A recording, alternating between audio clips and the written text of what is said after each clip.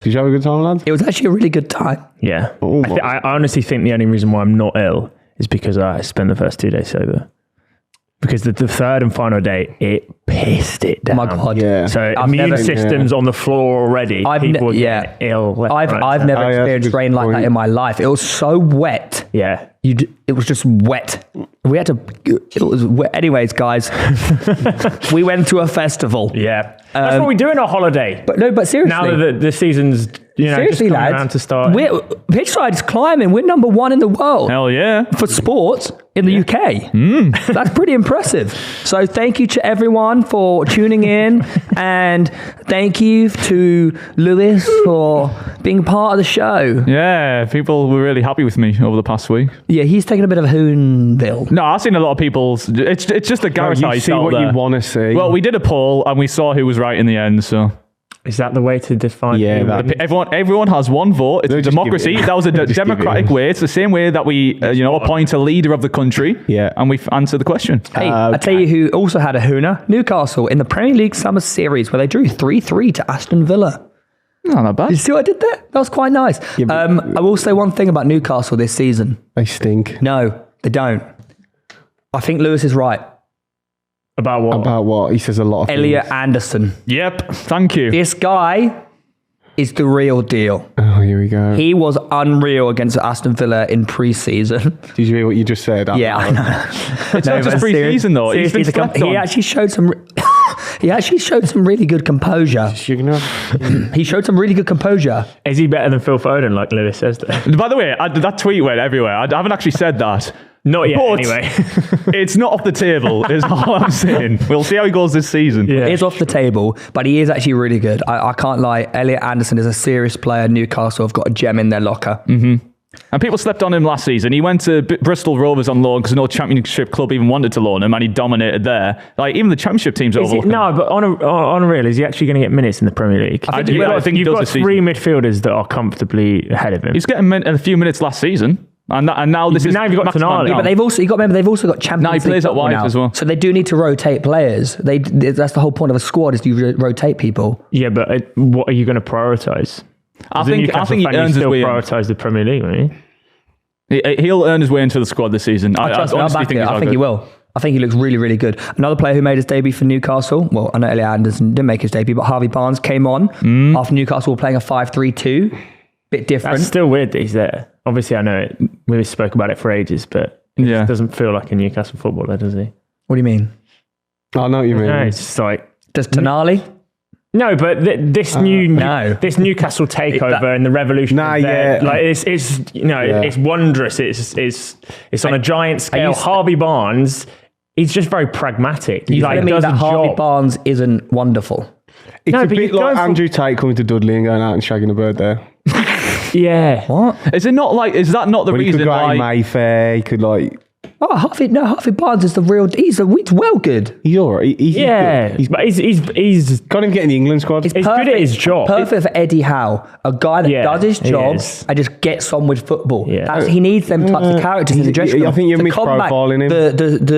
The Tonalis of the world. I think you're really misprofiling him. He's not like a robust, just 6 out of 10 every week player. He's actually really inconsistent. Yeah, he's a purple patch player, isn't he?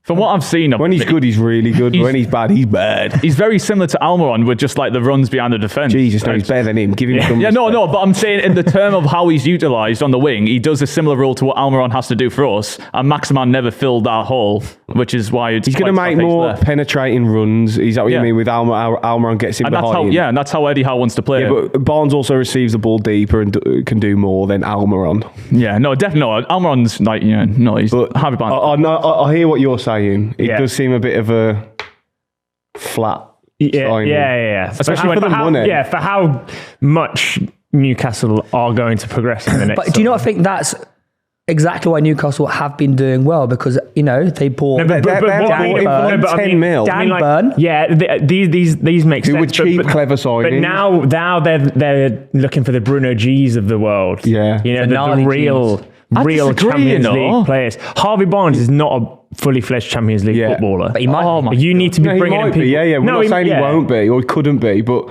You spent like 40 mil on him. It's a lot of money. Yeah, but people keep saying we need to make these huge signings.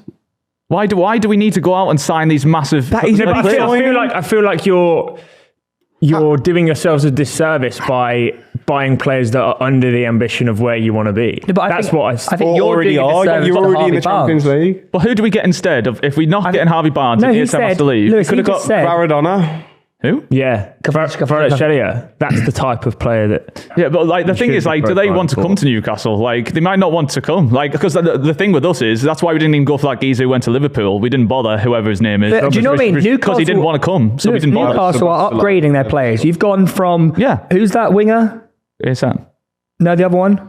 Murphy. Jacob Murphy. He's dog shit. Harvey Barnes. Whoa, you haven't done that though. You've gone from Alexander Isaac / St. Maximin to Harvey Barnes. No, because Isaac still played.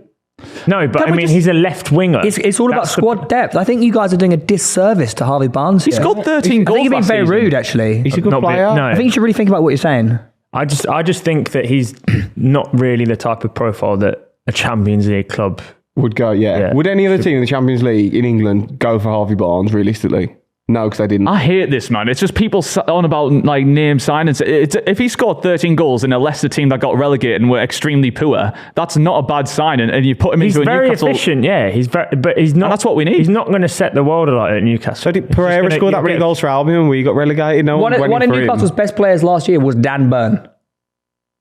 Was he? Was he really one of the best players? Longstaff is one of our most essential players. That's the type of player Newcastle want. Eddie Howe wants. I think it's a great signing. I think it's exactly fits into what we're doing. You guys live in fucking Football Manager and FIFA world. We must buy the fucking most famous players in the world. Blah blah blah. You're out of touch with reality. Yeah, that's the one. Yeah. Well, if they're the richest club in world football, then it's not simple that though. Are they the richest club in world football? Weren't you saying immediately after the takeover they should be going for like Kylian Mbappe? And now people can't change opinion. Never said that. Never said that. You said they can. Exactly. I think it's a smart decision to go for players who are going to fit well in the squad and work well with the manager. You're correct.